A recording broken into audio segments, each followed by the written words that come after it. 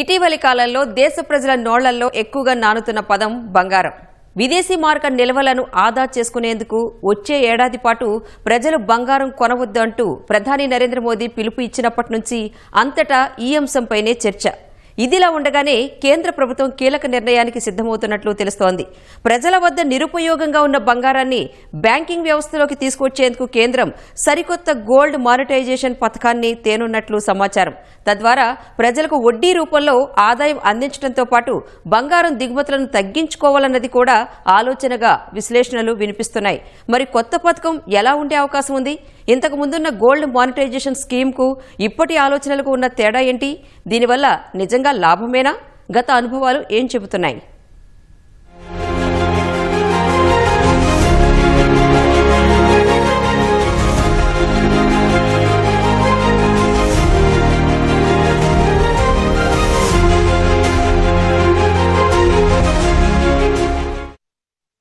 ఇరాన్పై America, Israel ఏ క్షణాన యుద్ధం ప్రారంభించాయో కానీ ప్రపంచమే అల్లకల్లోలమవుతోంది. చమురు ధరలు భగ్గుమంటున్నాయి, కరెన్సీ విలువలు పతనమవుతున్నాయి, మొత్తంగా దేశాల ఆర్థిక వ్యవస్థలు కుదేలవుతున్నాయి.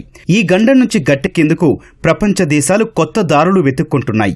బంగారం దిగుమతులను తగ్గించి విదేశీ మారక నిల్వలు ఆదా చేయడం కోసం దేశ ప్రజలంతా ఏడాది పాటు పసిడి కొనవద్దని ప్రధాని నరేంద్ర మోదీ పిలుపివ్వడం ఈ కోవలోనిదే.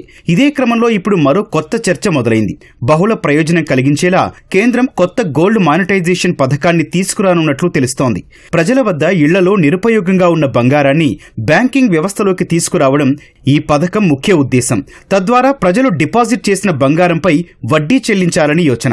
అలా డిపాజిట్ చేసిన బంగారాన్ని ఆభరణ వ్యాపారులకు ఇవ్వాలని యోచిస్తున్నట్లు సమాచారం. తద్వారా రాబోయే కొన్నేళ్ల పాటు బంగారం దిగుమతులు తగ్గించుకుని విదేశీ మారక నిల్వలను ఆదా చేసుకోవాలన్నది కేంద్రం యోచన. దీంతో దేశ ఆర్థిక వ్యవస్థను బలోపేతం చేసుకోవచ్చని కూడా కేంద్రం భావిస్తోంది.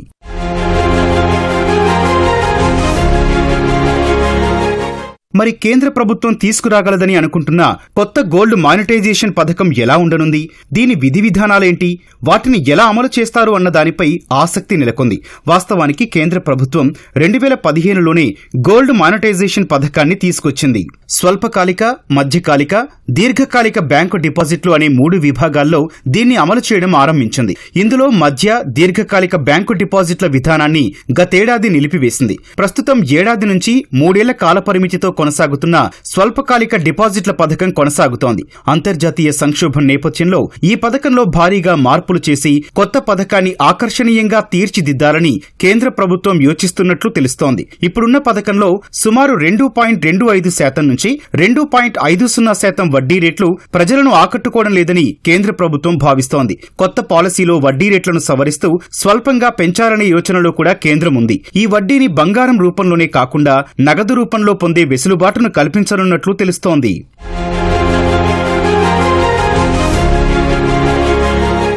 కేంద్ర ప్రభుత్వం తెస్తుందని భావిస్తున్న గోల్డ్ మానిటైజేషన్లో పలు ఇతర మార్పులు కూడా ఉండే అవకాశం ఉంది. ఇప్పటి వరకు బంగారం స్వచ్ఛత పరీక్షించడానికి నిర్దేశిత కలెక్షన్ అండ్ ప్యూరిటీ టెస్టింగ్ సెంటర్లకు వెళ్లాల్సి వచ్చేది. ఇప్పుడు ఎంపిక చేసిన బ్యాంకు బ్రాంచీల్లోనే స్వచ్ఛత పరీక్షించేలా మౌలిక సదుపాయాలు కల్పించనున్నట్లు తెలుస్తోంది. దీనివల్ల సమయం ఆదా కావడంతో పాటు వినియోగదారుల బంగారానికి భద్రత కూడా ఉంటుంది. కొత్త పథకంలో ఉండగలదని భావిస్తున్న మరో అంశం పన్ను మినహాయింపులు. ఈ స్కీమ్ కింద డిపాజిట్ చేసిన బంగారంపై వచ్చే వడ్డీకి ఆదాయ పన్ను నుంచి మినహాయింపునిచ్చే అవకాశం ఉందని తెలుస్తోంది. దీని ద్వారా ఎక్కువ మంది డిపాజిటర్లను ఆకర్షించవచ్చు అన్నది కేంద్రం భావన.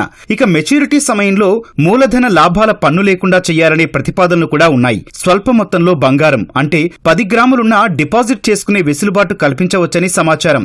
మొత్తం మీద సామాన్యులు సైతం చేరేలా నిబంధనలు సులభతరంగా ఉండేలా కొత్త గోల్డ్ మానిటైజేషన్ పథకాన్ని తీసుకురావాలని కేంద్రం భావిస్తున్నట్లు తెలుస్తోంది.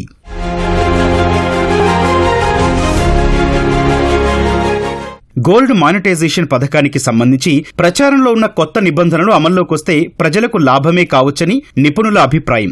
వాస్తవానికి భారతీయుల వద్ద 25,000 టన్నుల నుంచి 27,000 టన్నుల బంగారం ఉన్నట్లు అంచనా. ఇందులో ప్రజల ఇళ్లలో 2,000 టన్నుల నుంచి 4,000 టన్నులు, ఆలయాల వద్ద 21,000 టన్నులు ఉన్నట్లు భావిస్తున్నారు. ఇందులో దేవుడికి అలంకరించినది సగమే అని సమాచారం. మిగతాది నిరుపయోగంగానే ఉంటోంది. అంటే ఇలాంటి బంగారానికి ఎలాంటి ఆదాయమూ రావడం లేదన్నది లెక్క. అయితే ఈ అంశంపై కేంద్రం స్పష్టతనిచ్చింది. దేశవ్యాప్తంగా ఆలయాల్లో బంగారాన్ని మానిటైజ్ చెయ్యబోమని తెలిపింది. గోల్డ్ బాండ్లు జారీ చేస్తారని జరుగుతున్న ప్రచారం కల్పితం అని స్పష్టం చేసింది. కేంద్రం తేబోయే పథకంలో నాణేలు, కడ్డీలు, నగలు ఇలా బంగారం ఏ రూపంలో ఉన్నా డిపాజిట్ చేయొచ్చు. బ్యాంకుల్లోకి మన బంగారం వెళ్తుంది కాబట్టి స్టోరేజీ సమస్యలు ఉండవు, భద్రత కూడా ఉంటుంది. ఇది ఫిక్స్డ్ డిపాజిట్ తరహాలోనే ఉంటుంది. దీనిపై వార్షిక వడ్డీ పొందవచ్చు. ఎఫ్డీ కాలపరిమితి ముగిసిన తర్వాత తిరిగి బంగారం రూపంలోనైనా లేదా నగదు రూపంలోనైనా తిరిగి తీసుకోవచ్చు. 3 important changes government is making. 1, to give a higher interest rate. 2, to tax, not to tax the income earned from gold. 3, to exempt from capital gains whatever the. So ఈ 3 వల్ల పబ్లిక్ ఉన్న ఎంతమంది ఇంట్లో ఉంటే తెలిసింది కదా, ఇప్పుడు బయటకు వస్తే తెలిసిపోద్దని పబ్లిక్ భయం ఉంది కదా. ఈ 3 ఎగ్జామ్ చేయడం వల్ల పబ్లిక్ వచ్చి గోల్డ్ బ్యాంక్లో డిపాజిట్ చేయాలి. ఇంతకుముందు మీరు గోల్డ్ వెరిఫికేషన్ కోసం ఒక బయట ప్రైవేట్ ఏజెన్సీ దగ్గరికి వెళ్ళి దాన్ని మార్క్ చేసుకురావాలి. ఇప్పుడు బ్యాంక్స్కే గవర్నమెంట్ ఆ టాస్క్ అప్ చెప్పిందండి. సో వాళ్ళు లీక్ చేసిన స్కీమ్ అయితే అద్భుతమైన స్కీమ్ అండి. సో ఫైనల్ ఫార్మాట్ ఎంత ఇంట్రెస్ట్ రేట్ ఇస్తారో, ఎంత ఇంట్రెస్ట్ ఎగ్జామ్షన్ ఇస్తారో, ఎంత క్యాపిటల్, సో ఇవన్నీ కూడా విషయం. ఐడ్లీ ఈ స్కీమ్ వల్ల what government hopes to achieve అంటే ఈ పబ్లిక్ ఈ గోల్డ్ మీద ఆశ తగ్గించుకుని ఊరినే కొత్త గోల్డ్ కొందాం, ఈ ఉన్న గోల్డ్నే గవర్నమెంట్కి అప్ చెప్పేస్తే దగ్గర 2 రకాలండి. ఆర్నమెంట్ రూపంలో ఉంచుకుంటాం అనేది తక్కువ మంది అంటారు. గవర్నమెంట్కి ఇచ్చేస్తే వాళ్ళు కరగబెట్టేసి మీకు లిక్విడ్ గోల్డ్ కింద, సాలిడ్ గోల్డ్ కింద బార్ సర్టిఫికేట్ ఇచ్చేస్తే ఆ గోల్డే నిలుచుకుని ఎవరన్నా కావాలంటే అమ్ముకుంటారు. సో ఇంపోర్ట్ ఆపేద్దామని. సో 20,000 టన్నులో if the government is able to ఒక 20% అన్న పబ్లిక్ డిపాజిట్ చేస్తే 5,000 టన్నులు, 25,000 టన్నులు 20% అంటే 5,000 టన్నులు గవర్నమెంట్కి వస్తుంది గోల్డ్. ఈ 5,000 టన్నులు కూడా కరగబెట్టుకుని గోల్డ్ రూపంలో వాళ్ళ దగ్గర అనుకుంటే అసలు జీరో ఇంపోర్ట్. గవర్నమెంట్ 800 టన్నులు ఎవ్రీ ఇయర్ ఇంపోర్ట్ చేస్తున్నారు కదా, ఆ 800 టన్నులు ఇంపోర్ట్ చేయగలదు. కానీ నెక్స్ట్ 7-8 ఇయర్స్ వరకు ఈ డిపాజిట్తోనే వాడుకుని ఈ ఫారెన్ ఎక్స్చేంజ్ క్రిటికల్ టైంలో మొత్తం సేవ్ అయిపోద్దండి. గోల్డ్ మానిటైజేషన్ పథకం వల్ల దేశ ఆర్థిక వ్యవస్థ కూడా ప్రయోజనమే అని నిపుణులు చెబుతున్న మరో మాట. ప్రజలు డిపాజిట్ చేసిన బంగారాన్ని జ్యువెలర్లకు అందిస్తారని సమాచారం. దీంతో దేశీయ ఆభరణాల తయారీ రంగానికి మేలు కలుగుతుంది. ఆర్థిక నిపుణుల ప్రకారం 2,000 టన్నుల బంగారం బ్యాంకింగ్ వ్యవస్థలోకొచ్చినా రాబోయే 3-4 ఏళ్ల వరకు బంగారం కోసం దిగుమతులపై ఆధారపడాల్సిన అవసరం గణనీయంగా తగ్గుతుంది. బంగారం దిగుమతులు తగ్గితే రూపాయి విలువ బలపడటంతో పాటు దేశ ఆర్థిక వ్యవస్థకు మేలు కలుగుతుంది. ఇలా ప్రజలతో పాటు ప్రభుత్వానికి కూడా ప్రయోజనం కలిగేలా కొత్త పథకాన్ని తేనున్నట్లు తెలుస్తోంది.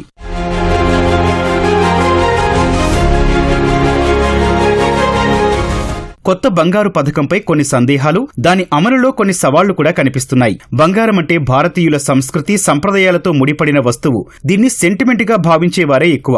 దీపావళి లాంటి పండుగల సమయంలో దేవుడి వద్ద బంగారాన్ని ఉంచుతారు. అందువల్ల ఇంట్లో దాచుకోవడానికే మొగ్గు చూపుతారు. అది తమతో ఉంటేనే భద్రత అని భావించేవారు కూడా లేకపోలేదు. నగలను కరిగించి బిస్కెట్లు, కడ్డీల రూపంలోకి మారుస్తారనే ప్రచారం ఉంది. తమకిష్టమైన రూపంలో ఉన్న నగలను ప్రజలు కరిగించడానికి అంగీకరిస్తారా అన్నది మరో ప్రశ్న. ఇక కొత్త పథకం నిబంధనలపై ప్రచారం తప్ప పూర్తి స్పష్టత లేదు. స్పష్టత వచ్చిన తర్వాత కూడా పథకం వల్ల ఏమైనా నష్టం జరుగుతుందా, తమ బంగారానికి భద్రత ఉంటుందా అని సందేహించేవారు కూడా ఉంటారు. అందువల్ల పథకం అమలులో ఇలాంటి సవాళ్లను దాటాల్సి ఉంటుంది. ప్రభుత్వం దీనిపై ప్రజలకు స్పష్టత, భరోసా కల్పించాల్సిన అవసరం ఉంది. నిబంధనలను సులభంగా రూపొందించాలి. ఈ స్కీమ్ని ఇంట్రడ్యూస్ చేయటం వల్ల ఎంతోమంది బెనిఫిట్ అవుతారని అనుకుంటున్నాం. ఇంకొక చిన్న మైనస్ పాయింట్ ఏంటంటే గోల్డ్ ఆర్నమెంట్స్ని ముడి గోల్డ్ కింద చేయాలన్నారు. సో దీనివల్ల సెంటిమెంట్ ఉన్న ఆర్నమెంట్ని బ్యాంకులో డిపాజిట్ చేయడానికి కొంతమంది వెనకాడతారు. దీనికి ఏదన్నా ఆల్టర్నేట్ స్కీము చేస్తే బాగుంటుందని చెప్పి మా యొక్క అభిప్రాయం. దీనికి ఇన్కమ్ ట్యాక్స్ బెనిఫిట్స్ అని ఇచ్చారు, ఇన్కమ్ ట్యాక్స్ ఎగ్జంప్షన్ ఇచ్చారు, అలాగే క్యాపిటల్ గెయిన్స్ ట్యాక్స్ నుంచి ఎగ్జంప్షన్ ఇచ్చారు. దీనివల్ల చాలామందికి బెనిఫిట్ ఉంటుంది, ఎంకరేజ్మెంట్గా ఉంది ఈ స్కీమ్స్ వల్ల. ఈ 2 పాయింట్లు కూడా చాలా ఎంకరేజింగ్గా ఉన్నాయి. సో ఇది కంటిన్యూ చేస్తే బాగుంటుంది. ఈ స్కీమ్ వల్ల డెఫినెట్గా ఫ్యూచర్ ఛాలెంజెస్ని ఎదుర్కోవటానికి మన దేశానికి కావాల్సిన స్ట్రెంగ్త్. ఎందుకంటే ప్రపంచవ్యాప్తంగా ఎకానమీ డ్రైవ్ స్టార్ట్ అయిపోయింది.